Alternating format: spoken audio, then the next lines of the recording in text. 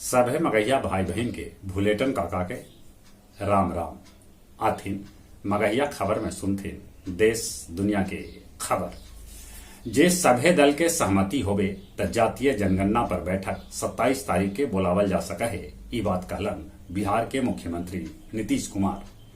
विनय कुमार सक्सेना के बनावल गेल दिल्ली के नया उप राज्यपाल। राज्यसभा सचिवालय में बायोमेट्रिक उपस्थिति के व्यवस्था कैल गेल। जल्दीए रेलगाड़ी के बोगी पर बिहार पर्यटन स्थल के चित्र उकेरल जाए। जदयू के अनिल हेगड़े राज्यसभा लेल निर्वाचित घोषित कैल गेलन।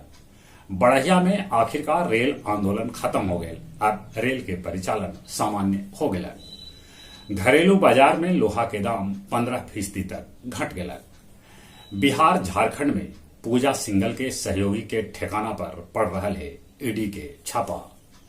पूर्णिया के राष्ट्रीय राजमार्ग 57 पर एगो ट्रक पलट गए, जकरा में राजस्थान के 8 मजूरा के मौत के है खबर। संसद मार्ग स्थित शास्त्री भवन के 7वीं मंजिल से कूद के वैज्ञानिक रमेश मलिक अपन जान हाथ दिलन। रूस यूक्रेन के बीच लड़ाई के 3 महीना पूरा हो गए, बाकी लड़ाई रुके के नाम न ले रहा है। दोनों में से कोई हार माने ले तैयार न है। हिंद प्रशांत आर्थिक ढांचा के कैल गेल ऐलान। चीन से लोहा लेवे लेल दुनिया के 13 देश एक साथ ऐलान है। विश्व स्वास्थ्य संगठन देश के 10 लाख महिला स्वयंसेवक आशा के कैलक सम्मानित। बेल्जियम दुनिया के पहला देश बनल जहां मंकी पॉक्स के मरीज के 21 दिन क्वारंटीन के व्यवस्था कैल गेल।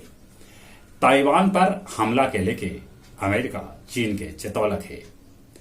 तालिबानी फरमान के खिलाफ तालिबान में पुरुष एंकर भी पहन रहलन है चेहरा पर हिजाब। गंगा उद्भव योजना के आज गया जी में मुख्यमंत्री नीतीश कुमार लेतन जायजा।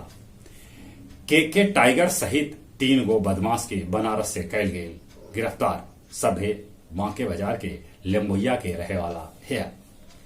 3 दिवसीय गया जी महोत्सव कल से जेकर तैयारी पूरा कर लेवल गेल। सेवानिवृत्त कर्मचारी मगध विश्वविद्यालय के काम काज कैलन ठप। शायर सैयद फरीउद्दीन हेमजापुरी के होए 80 बछर की उम्र में देहांत। अब कुछ खेल के समाचार। आईपीएल के पहला सेमीफाइनल आज ईडन गार्डन कोलकाता में राजस्थान और गुजरात के बीच खेला जाए। एशियाई पुरुष हॉकी में पाकिस्तान भारत के दिलक पटकनिया।